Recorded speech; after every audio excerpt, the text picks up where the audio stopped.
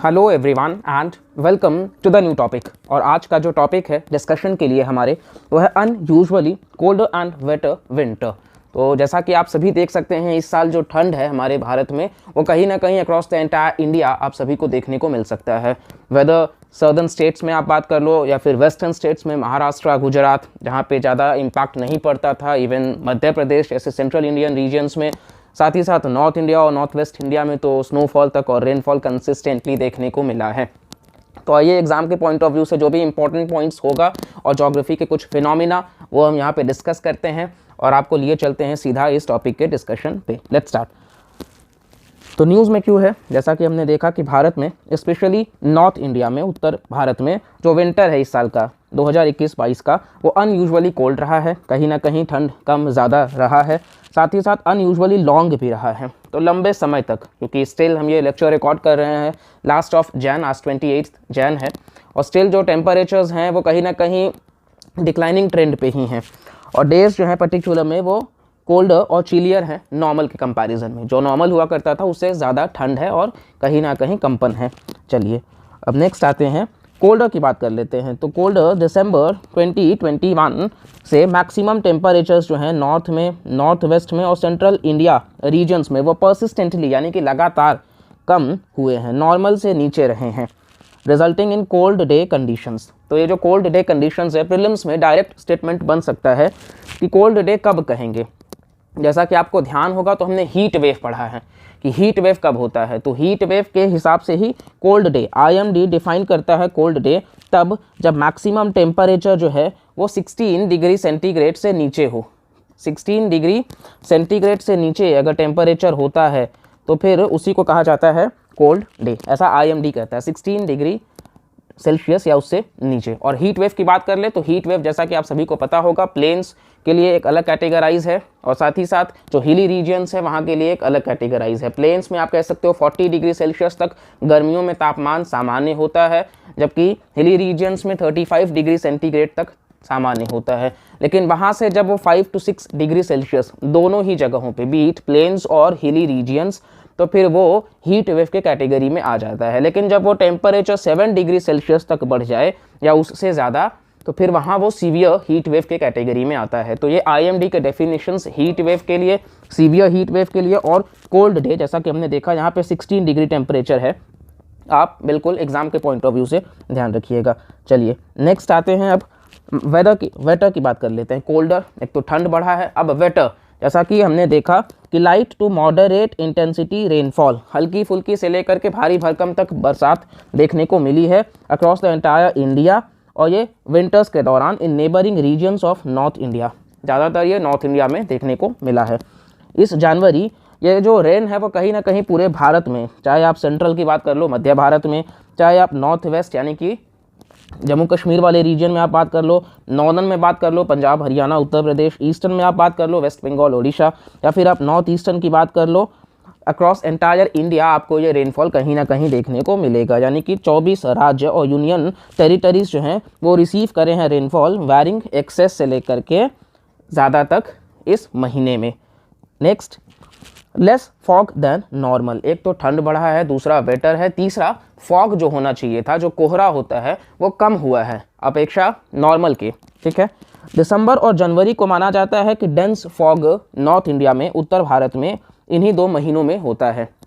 Usually जनवरी 2022 तक जो record करा गया है नेशनल कैपिटल में दिल्ली में वो 252 आवर्स है, जबकि नॉर्मल 292 आवर्स होना चाहिए। तो फॉग भी जो है आपको यहाँ आवर्स रटने की ज़रूरत नहीं है, आपको सिर्फ ये ध्यान रखना है कि ये जो ट्रेंड है कोल्डर होने का, वेटर होने का, लेस फॉग देन नॉर्मल होने का, तो मेंस के लिए कहीं ना कहीं ज्योग्राफी के पॉइंट ऑफ व्यू से GS1 जो हमारा है वहाँ पर मेंस में क्वेश्चन पूछा जा सकता है। तो आइए उसके रीजंस की बात कर लेते हैं कि क्यों ये चीज़ें देखने को मिलती हैं। तो नेक्स्ट आते हैं सीधा रीजंस पे। कॉजेस, तो वेस्टर्न डिस्टर्बेंसेस, सबसे पहला जो कारण बताया गया है वो पश्चिमी विक्षोभ को बताया गया है, वेस्टर्न डिस्टर्बेंसेस को। और 25 जनवरी 2022 तक 7 वेस्टर्न डिस्टर्बेंसेस जो हैं वो पास करे हैं भारत से, और नियरली सभी जो हैं वो स्ट्रॉन्ग एनफ रहे हैं, इतने मजबूत तो रहे हैं कि वो भारी भरकम बरसात कर जाए, स्नोफॉल, बर्फबारी और टर्ब्यूलेंट वेदर, कहीं ना कहीं चक्रवाती मौसम across large geographical areas between Pakistan and north west India. तो पाकिस्तान और नॉर्थ वेस्ट जो हमारा उत्तर पश्चिम का हिस्सा है, वहाँ कहीं ना कहीं आपको देखने को मिल सकता है बरसात, स्नोफॉल और turbulent weather because of western disturbances. और ये जो सिस्टम है उसके वजह से नॉर्दर्न महाराष्ट्र में हेल स्टॉर्म्स देखने को मिला, जबकि तमिलनाडु वाले रीजन में हैवी रेनफॉल देखने को मिला। अच्छा, अक्टूबर और नवंबर में भी तमिलनाडु में जो रेनफॉल देखने को मिलता है, आई होप आप सभी को वो ध्यान होगा कि वो रीट्रीटिंग मानसून, यानी कि जब मानसून बैक कर जाता है, जब एंट्री उसकी विड्रॉल होने को होता है, तो रीट्रीटिंग मानसून की वजह से भी तमिलनाडु में बारिश देखने को मिलती है। तमिलनाडु जो है वो आपका बे ऑफ बंगाल ब्रांच और अरेबियन सी ब्रांच दोनों का ही हिस्सा है। मानसून जब हम डिस्कस करेंगे तो वहाँ इसको देख लेंगे। नेक्स्ट आते हैं ला नीना। वेस्टर्न डिस्टर्बेंसेस को अभी हम बहुत डिटेल में डिस्कस करेंगे इसी वीडियो के दौरान, और ला नीना की बात कर लेते हैं अब। तो ला नीना के वजह से भी कहीं ना कहीं फ्रीक्वेंट और higher numbers of western disturbances जो हैं वो जुड़े हुए हैं ला नीना से। एट प्रेजेंट मॉडरेट इंटेंसिटी है ला नीना कंडीशंस का, जो बताता है कि ला नीना क्या होता है। जनरली पैसिफिक सी, जो दुनिया का सबसे बड़ा सी है, तो Pacific Ocean, sorry it's not sea, it's ocean, world's largest biggest ocean में आप कह सकते हो पैसिफिक ओशन है। इवन बिजिएस्ट में भी वो सेकंड नंबर पे आता है। तो आप कह सकते हैं कि वहाँ पर जो सी सरफेस टेम्परेचर है वो कहीं ना कहीं कूलर हो जाता है।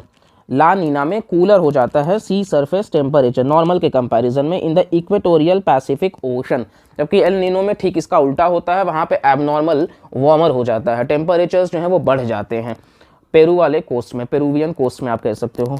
तो ला नीना में कूलर हो जाता है। खैर आपको एल नीनो ला नीना इसमें अगर कन्फ्यूज़न हो, ट्रॉपिकल साइक्लोन्स, इसका हमने डेडिकेटेड वीडियो बना रखा है, आपको डिस्क्रिप्शन में इसका लिंक मिल जाएगा वीडियो का, आप जा करके वहाँ से बहुत अच्छे से देख सकते हैं।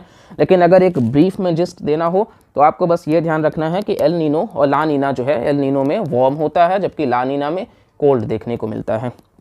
नेक्स्ट आते हैं कॉजेस, साथ ही cold winds from far north. तो फार नॉर्थ से आप कह सकते हो कि पाकिस्तान, अफगानिस्तान, इन सभी से कोल्ड विंड्स जो हैं, सेंट्रल एशियन नेशंस से ठंडी हवाएं जो है वो चालू रही हैं। वेस्टर्न डिस्टर्बेंस जब क्रॉस करके आता है भारत में, तो कोल्ड विंड्स जो होते हैं ना far north of the country से, जैसे कि आपको बताया example Pakistan, Iran, Iraq, Afghanistan, इन सब से, तो वो पेनिट्रेट कर जाते हैं लोअर लैटिट्यूड्स में, लोअर लैटिट्यूड्स में 0 डिग्री इक्वेटर, तो लोअर लैटिट्यूड्स में, और वो रीच करते हैं अप टू इवन तेलंगाना और Maharashtra, leading to colder weather, और जिसके वजह से कोल्ड वेव कंडीशंस देखने को मिला। Next low lying clouds and moisture. तो जो प्रेजेंस है लो लाइंग क्लाउड्स का, जो नीचे क्लाउड्स रहते हैं, लो लाइंग जो हैंगिंग की तरह, फ्रूट की तरह एकदम मतलब झूले से रहते हैं, low lying clouds and moisture. तो जो प्रेजेंस है लो लाइंग क्लाउड्स का और जो अवेलेबिलिटी है मॉइस्चर का, नमी का, इंडो गैंजेटिक प्लेन्स में, इंडो गैंजेटिक प्लेन्स में, अगर ये हमारा भारत का नक्शा है तो ये जो इंडो गैंजेटिक प्लेन्स है उसके रीजन में, तो ये फेवरेबल बना देता है कोल्ड डे कंडीशंस के लिए, और एडिशनल चिल फैक्टर जो है वो डे टाइम में बढ़ जाता है। और इस बार का जो रहा है वो लॉन्गेस्ट और मोस्ट इंटेंस स्पेल रहा है अभी तक का इस सीज़न का। अब वेस्टर्न डिस्टर्बेंस की बात कर लेते हैं। वेस्टर्न डिस्टर्बेंस जो है, जैसा कि नाम से ही समझ में आ रहा है, वेस्टर्न, वेस्टर्न मतलब इंडिया जो है हमारा, हम कह सकते हैं कि वो आपका, हम ईस्ट में इंडिया को कंसीडर करते हैं। वेस्ट अपने से हम किसको कंसीडर करते हैं, यूके को हो गया, ये जो नॉर्थ अमेरिका कंट्रीज़ को हो गया, आप नॉर्थ अमेरिकन कंट्रीज़ को कह सकते हो। तो ये सारे, सॉरी मैप पार्ट बहुत, ड्राइंग पार्ट बहुत अच्छा नहीं है मेरा, तो आपको इसी से कहीं ना कहीं कंट्रीब्यूट करना होगा। वेल वेस्टर्न डिस्टर्बेंस मतलब कि इंडिया से जो वेस्ट में है, जो कंट्रीज़ इंडिया से वेस्ट में है, तो वेस्टर्न डिस्टर्बेंस। और डिस्टर्बेंस का मतलब क्या, कि डिस्टर्बेंस मतलब परेशानी, कहीं ना कहीं आप डायरेक्टली इनडायरेक्टली यही कह सकते हो कि डिस्टर्बेंस का जो मतलब है उससे परेशानी, टर्ब्यूलेंस वगैरह करना। तो वेस्टर्न डिस्टर्बेंस जो है वो ओरिजिन होता है मेडिटेरेनियन रीजियन से, मेडिटेरेनियन रीजियन से। अभी हम कुछ देर में मैप पार्ट में देखेंगे, मेडिटेरेनियन मोस्टली यूरोप वाले रीजन में आप कह सकते हो, ब्लैक सी, कैस्पियन सी, उसके मतलब क्रॉस करके आप जब जाइएगा तो फिर मेडिटेरेनियन सी में ही आप पहुंचिएगा। जैसे कि बॉस्फोरस, मतलब अगर आपको स्ट्रेट्स के बीच में भी लगाने हो तो कहीं ना कहीं जो कैस्पियन सी है उसमें जो कंट्रीज़ जुड़े हुए हैं, आप ऋतु का ही ट्रिक से याद रख सकते हो, रशिया, तुर्कमेनिस्तान, कजाकिस्तान, अज़रबैजान और ईरान। साथ ही आप कहीं ना कहीं कैस्पियन सी जो है, तो ये सारे कंट्रीज़ जो है वो जुड़े हुए हैं। और ब्लैक सी जो है उसमें भी आप टर्की बर्गर से याद कर सकते हो, टर्की तो एक हो ही गया, बी से बुल्गारिया, यू से यूक्रेन, आर से रोमानिया, जी से जॉर्जिया और आर से रशिया। हम इन सभी को जब मैप पार्ट को डिस्कस करेंगे तो बहुत इंटरेस्टिंगली इन सभी चीज़ों को देखते चलेंगे। स्ट्रेट्स भी बहुत इंपॉर्टेंट हो जाते हैं, जैसे कि सी ऑफ अजोव और ब्लैक सी के बीच में स्ट्रेट ऑफ कर्च आ जाता है, तो ये आपको ध्यान रखना है। साथ ही ब्लैक सी और सी ऑफ मारमारा के बीच में बॉस्फोरस स्ट्रेट आ जाता है, जबकि सी ऑफ मारमारा से एजियन सी के बीच में डार्डानेलिस स्ट्रेट आ जाता है, और फिर फर्दर वो कंटिन्यू करता है मेडिटेरेनियन सी की तरफ। आपको डाउट होगा, आप वीडियो को बैक जा करके वापस इन स्ट्रेट्स को सुन सकते हो, या फिर जब हम डिटेल्ड मैप पार्ट कवर करेंगे तो हम वहाँ पे बहुत इंटरेस्टिंग इसको देखते चलेंगे। चलिए वेस्टर्न डिस्टर्बेंस की बात करते हैं। तो वेस्टर्न डिस्टर्बेंस जो है वो शुरू होता है मेडिटेरेनियन रीजियन से। मेडिटेरेनियन रीजन फेमस इसलिए भी है क्योंकि वहाँ पे ग्रेप्स वगैरह जो हैं वो बहुत ज़्यादा पाए जाते हैं, फेवरेबल कंडीशंस है वहाँ का। तो वेस्टर्न डिस्टर्बेंस जो है वो वहाँ से चालू होता है, और फिर वो वहाँ से ट्रैवल करता करता, जैसे कि अगर ये यूके मान लीजिए कंट्रीज़ है, इंडिया हमारा ये रहा, तो यहाँ से ट्रैवल करता करता अब इधर पाकिस्तान है, ईरान है, अफ़गानिस्तान है भारत से सटा हुआ। तो ये सारे जो नेशंस है, ईरान, इराक, अफ़गानिस्तान और पाकिस्तान, यहाँ से ट्रैवल करते करते फिर वो नॉर्थ वेस्टर्न पार्ट्स में आता है हिंदुस्तान के, और वेस्टर्न डिस्टर्बेंस का एंट्री होता है इंडिया में। हिमालयाज़ जो है वो एक्ट करता है एक बैरियर की तरह। हिमालय जो है वो एक चट्टान की तरह, ढाल की तरह खड़ा होता है, जो कि इस स्ट्रॉन्ग वेस्टर्न विंड्स को रोक रहा होता है। और काफ़ी बार हम वेस्टर्न डिस्टर्बेंस अपने भारत में हम कह सकते हैं उसके वजह से क्लाउडी स्काई देखने को मिलेगा, अनयूजुअल रेन देखने को मिलेगा, एवेलांचेस देखने को मिलेगा। इवन विंटर्स में जो रेनफॉल होता है नॉर्थ वेस्ट इंडिया में, जो कि हमने देखा, तो उसका रीज़न वेस्टर्न डिस्टर्बेंस है, क्योंकि ये प्रीलिम्स में भी क्वेश्चंस पूछे जा सकते हैं, तो आपको ये ध्यान रखना है। चलिए नेक्स्ट आते हैं IMD के हिसाब से, इंडियन मीटोलॉजिकल डिपार्टमेंट के हिसाब से, जो कि मिनिस्ट्री ऑफ अर्थ साइंसेस में आता है, 1875 इस्टाब्लिश किया गया था। तो IMD के हिसाब से वेस्टर्न डिस्टर्बेंस जो है वो एक एटमॉस्फेरिक या फिर क्लाइमेटिक इन्फ्लुएंस है भारत पे। एटमॉस्फेरिक या फिर क्लाइमेटिक इन्फ्लुएंस है भारत पे, जो अराइज होता है ड्यू टू स्ट्रॉन्ग विंड्स। जो स्ट्रॉन्ग विंड्स आते हैं वेस्टर्न डायरेक्शन से, वेस्ट के तरफ से जो भी स्ट्रॉन्ग विंड्स देखने को मिलते हैं, तो उसके वजह से जो भी क्लाइमेटिक इन्फ्लुएंस या फिर एटमॉस्फेरिक इन्फ्लुएंस भारत वाले नेशन में पड़ता है, तो उसी को हम वेस्टर्न डिस्टर्बेंस कहते हैं। मेडिटेरेनियन रीजियन जो है वो लाई करता है सब ट्रॉपिकल रीजियन में। मेडिटेरेनियन रीजियन जो है, मान लीजिए ये मेडिटेरेनियन रीजन के कंट्रीज़ हैं सारे, तो ये जो है वो सब ट्रॉपिकल रीजन में है। सब ट्रॉपिकल का मतलब क्या, कि सब ट्रॉपिकल मतलब आपको अगर बताया जाए, इंडिया जो है आप देख सकते हो, हमारा देश अगर इंडिया जो है इस तरीके से, तो एक हमारे यहाँ से ट्रॉपिक ऑफ कैंसर पास होता है, ठीक है। ट्रॉपिक ऑफ कैंसर 8 स्टेट्स से पास होता है, जैसे कि राजस्थान, गुजरात, मध्य प्रदेश, साथ ही फर्दर छत्तीसगढ़, झारखंड, वेस्ट बंगाल, मणिपुर और त्रिपुरा, ठीक है। तो ये सारे स्टेट्स जो हैं यहाँ से पास होता है। आप इसी के साथ कह सकते हो कि कहीं ना कहीं मतलब ये जो आपका वेस्टर्न डिस्टर्बेंस जो है, तो इंडिया हमने देखा कि ट्रॉपिक ऑफ कैंसर 8 स्टेट से पास होता है, ठीक है। अब 8 स्टेट्स के अलावा इंडिया इक्वेटर जो है, इक्वेटर नीचे होगा, ट्रॉपिक ऑफ कैंसर ऊपर है, इक्वेटर नीचे है, जहाँ से अफ्रीका इकलौता कॉन्टिनेंट है जहाँ से ट्रॉपिक ऑफ कैंसर भी जाता है, इक्वेटर भी जाता है और कैप्रिकॉर्न भी जाता है, और इवन सबसे बड़ा कॉन्टिनेंट भी है आप कह सकते हो। खैर इंडिया जो है वो ट्रॉपिक ऑफ कैंसर 8 स्टेट से पास होता है। और वेस्टर्न डिस्टर्बेंस आप देखिएगा तो मेडिटेरेनियन से, मेडिटेरेनियन यहाँ से कहीं पड़ता है, तो मेडिटेरेनियन ट्रॉपिक से तो नहीं जाता, ठीक है।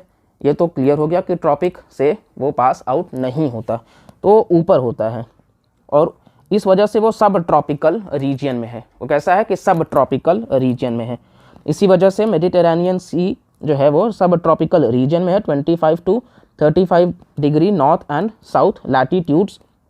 सब ट्रॉपिकल रीजन जो है वो एक हाई प्रेशर बेल्ट है, वो एक हाई प्रेशर बेल्ट है, ये आपको ध्यान रखना है। सब ट्रॉपिकल रीजन जो है वो एक हाई प्रेशर बेल्ट है, और ये एक ट्रांजिशन जोन है ट्रॉपिकल और टेम्परेट जोन में।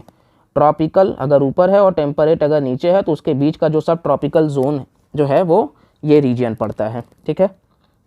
अब नेक्स्ट आपको लिए चलते हैं सेल्स के तरफ में। तो Hadley cell, head match the following में भी ऐसे क्वेश्चंस पूछे जाते हैं। तो हेडली सेल जो है वो 0 to 30 डिग्री यानी कि इक्वेटर वाले रीजन में, और यहाँ पर हाई प्रेशर होता है। हेडली सेल में हाई प्रेशर होता है, ये आपको ध्यान रखना, और इक्वेटर वाले रीजन में। फिर आता है फेरल सेल जो कि सब पोलर रीजन में है, 60 डिग्री नॉर्थ वाले रीजन में, और यहाँ पर लो प्रेशर होता है। और फिर पोलार सेल है जो कि नॉर्थ पोल वाले रीजन में, यानी कि 90 डिग्री पे पूरा, और ये यहाँ पे भी हाई प्रेशर है। तो हेडली सेल इक्वेटर वाले रीजन में, फेरल सेल सब पोलर वाले रीजन में, और पोलार सेल नॉर्थ पोल में। ये आपको ध्यान रखना है, कंफ्यूज नहीं होना है। तो यहाँ जब वार्म एयर और कोल्ड एयर का ट्रांसफ़र देखने को मिलता है, वार्म एयर और कोल्ड एयर का जब ट्रांसफ़र देखने को मिलेगा तो इसी को कहीं ना कहीं यहाँ पे इक्वेटोरियल सब ट्रॉपिकल रीजन में सिंक और कोलाइड कर जाता है। कूल एयर पोलार वाले तरफ से और वार्म इक्वेटोरियल से, तो ये सिंक और कोलाइड करते हैं, जिसके वजह से आपको वेस्टर्न डिस्टर्बेंस देखने को मिलेगा। जब यहाँ से गर्म हवाएं जाएंगी और यहाँ से ठंडी हवाएं ऊपर उठेंगी, as warm air rises up, तो गर्म हवाएं जब ऊपर उठेंगी और कोल्ड एयर सेटल्स डाउन, तो कहीं ना कहीं यहाँ पर एक हाई प्रेशर का जोन क्रिएट होगा, यहाँ पर एक हाई प्रेशर का जोन क्रिएट होगा, जिसको हम सब ट्रॉपिकल जोन कह सकते हैं। ठीक है, अब नेक्स्ट आपको लिए चलते हैं वेस्टर्न डिस्टर्बेंस की तरफ ही। वेस्टर्न डिस्टर्बेंस जो है वो मूव करता है across the Indian reason all through out the year. अच्छा, प्रीलिम्स में अगर क्वेश्चन आता है तो जनरली हमें लगेगा कि नहीं पूरे साल कैसे हो सकता है भारत में, लेकिन ये बिल्कुल करेक्ट है। वेस्टर्न डिस्टर्बेंस जो है वो हमारे भारत के रीजन में पूरे वर्ष रहता है। हाँ, लेकिन अपने चरम पे ये विंटर मंथ्स में रहता है, स्पेशली जनवरी एंड फरवरी। ठीक है, और एयर जैसा कि हमने देखा मूव करता है हाई प्रेशर से लो प्रेशर की तरफ, हाई प्रेशर से लो प्रेशर की तरफ एयर जो है वो मूव करता है। जबकि वेस्टर्न डिस्टर्बेंस जो है वो मूव करता है वेस्ट टू ईस्ट, क्योंकि सब ट्रॉपिकल जेट स्ट्रीम्स ट्रोपोस्फियर में देखने को मिलते हैं। जेट स्ट्रीम्स हम अलग से लेक्चर में कवर कर लेंगे। तो सब ट्रॉपिकल जेट स्ट्रीम्स जो है उसके वजह से, और आप ध्यान रखिएगा जेट स्ट्रीम्स जनरली दो तरीके से होते हैं, ट्रॉपिकल ईस्टर्ली जेट स्ट्रीम और ट्रॉपिकल वेस्टर्ली जेट स्ट्रीम। तो जो इंडिया में रेनफॉल देखने को मिलता है, मॉनसूनल रेनफॉल, वो ट्रॉपिकल ईस्टर्ली जेट स्ट्रीम के वजह से ही देखने को मिलता है। तो वेस्टर्न डिस्टर्बेंस जब वेस्ट टू ईस्ट जाता है, यानी कि वेस्ट से अगर उसको ईस्ट ट्रैवल करना है, तो वो सब ट्रॉपिकल जेट स्ट्रीम्स के वजह से ही करता है, जो कि ट्रोपोस्फियर में देखने को मिल जाता है। एटमॉस्फेरिक फिनोमिना जो भी है आपको वो ट्रोपोस्फियर में ही देखने को मिलेगा, जहाँ पे इवन बैड ओजोन भी देखने को मिल जाता है। स्ट्रेटोस्फियर में आपको गुड ओजोन देखने को मिल जाता है, और फिर फर्दर आपके लेयर्स बने हुए मेसोस्फियर, थर्मोस्फियर और एक्सोस्फियर, एटमॉस्फेरिक लेयर्स की बात करें तो। साथ ही साथ वेस्टर्न डिस्टर्बेंस की वजह से जो रेनफॉल होता है ना, अगर इफेक्ट की बात आप कर लो, तो इंडिया कैसा है कि एग्रेरियन इकोनॉमी है। यहाँ पर स्टिल हमारे 54 से 55% जो पॉपुलेशन है वो एंगेज्ड है एग्रीकल्चर में, जहाँ से 16 to 17% जो जीडीपी का कंट्रीब्यूशन भी होता है। तो आप कह सकते हो कि यहाँ पे रबी क्रॉप्स उस वक्त उगाए जाते हैं। हमारे यहाँ क्रॉप सिस्टम में आप देखिएगा तो खरीफ जो कि समर सीजन में है, इसके बाद में रबी क्रॉप्स आ जाता है, साथ ही साथ टाइम एंड अगेन जो जायद क्रॉप्स रहते हैं, कैश क्रॉप्स जिसको हम कहते हैं, एग्जांपल जूट वगैरह, तो वो थ्रू आउट द ईयर देखने को मिलते हैं। कंफ्यूजन नहीं होना है, खरीफ का ख पहले आता है तो इसीलिए समर वाले क्रॉप्स, खरीफ में समर वाले क्रॉप्स जैसे कि राइस वगैरह आप कह सकते हो, जबकि र बाद में आता है तो इसीलिए वो विंटर वाले क्रॉप्स, जिसमें आप कह सकते हो वीट आ जाता है, मस्टर्ड आ जाता है, सरसों, साथ ही साथ पी आ जाता है और बार्ली आ जाता है, मक्का वगैरह।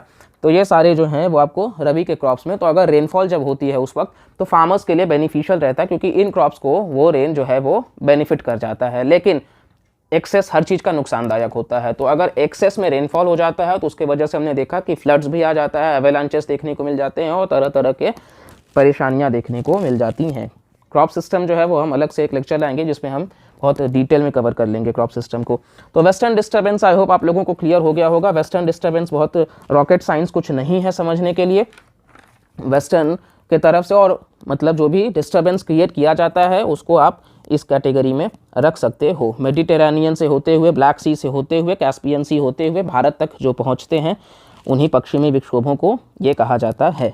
चलिए नेक्स्ट आप कह सकते हैं, आइए आपको हम वर्ल्ड के मैप की तरफ लिए चलते हैं। तो वर्ल्ड का मैप जो है वो आप देख सकते हो कि यहाँ पे ये कुछ ज़्यादा ही छोटा है। खैर, तो ये रहा आपका मेडिटेरेनियन वाला रीजन, और ये मेडिटेरेनियन वाले रीजन से जो मतलब हवाएं चलती हैं वही आपको हम मतलब बिल्कुल बता रहे थे कि भारत मेडिटेरेनियन रीजन ये रहा, और यहाँ से जो चलते जाएंगी जो भारत की तरफ को जाएंगी, हिमालयाज़ यहाँ पे बैरियर का काम करता है, और यही आपका वेस्टर्न डिस्टर्बेंसेस है। ठीक है, और ये आपको हम ला नीना समझाने के लिए रखे हैं कि कहीं ना कहीं एल नीनो और ला नीना, आप पैसिफिक ओशन को देखिए सिर्फ, और आप ये देखिए कि नॉर्मल कंडीशंस जो होता है उसी को आप ला नीना भी कह सकते हो। नॉर्मल कंडीशंस, अच्छा ला नीना से भारत में रेनफॉल होता है तो भारत के लिए ला नीना बेनिफिट दे जाता है, ये आपको ध्यान रखना है। भारत में ला नीना के वजह से आपको रेनफॉल देखने को मिल जाएगा। तो इसी के साथ हम आपको लिए चलते हैं सीधा मैप पार्ट पे। तो आपको जैसा कि बताया गया कि मेडिटेरेनियन से जो है वो आप देखिए यहाँ से जो हवाएं हैं, वेस्टर्न डिस्टर्बेंसेस, स्ट्रॉन्ग विंड्स, वो आपको लिए चलेंगी और ये हाई प्रेशर से लो प्रेशर की तरफ, इंडिया में लो प्रेशर बना हुआ है, इस वजह से रेनफॉल देखने को मिलता है। जैसा कि हमने देखा, लो प्रेशर जहाँ होगा वहाँ पे ही रेनफॉल होता है। तो हाई प्रेशर से लो प्रेशर की तरफ आते हैं और यहाँ हिमालय जो है वो बैरियर का काम करता है। इस चीज़ को आपको बहुत अच्छे से समझ लेना है और इसके बाद में ही आप इस चीज़ को बहुत ईजिली मतलब समझ जाओगे। इवन जो फिनोमिना होता है आपका, मतलब समर सॉल्स्टाइस, विंटर सॉल्स्टाइस, इस तरीके से, तो जो सन जो होता है वो नॉर्दर्न हेमिस्फीयर में विंटर्स के टाइम में जो है वो कहीं ना कहीं मतलब जब बढ़ने लग जाता है जैन फेब मार्च, तो वो धीरे धीरे कैसा है कि मतलब अभी डेज बड़े होने लग जाते हैं और फिर इसी वजह से टेम्परेचर राइज जो है वो साउथ इंडिया से बढ़ता जाता है भारत नॉर्थ इंडिया में। तो इस वजह से सर्दर्न इंडिया जो है वहाँ पे टेम्परेचर राइज भी आपको ज़्यादा देखने को मिलता है। इसी के साथ इस टॉपिक को हम यहीं पे बहुत डिटेल में कवर कर चुके हैं। स्टिल कोई डाउट रह जाता है तो आप कमेंट सेक्शन में पूछ सकते हो। फर्दर इस वीडियो को ज़्यादा से ज़्यादा लोगों तक शेयर करिएगा, लाइक करिएगा, सब्सक्राइब करिएगा चैनल को और कमेंट करके हमें ज़रूर से बताइएगा। Thank you so much.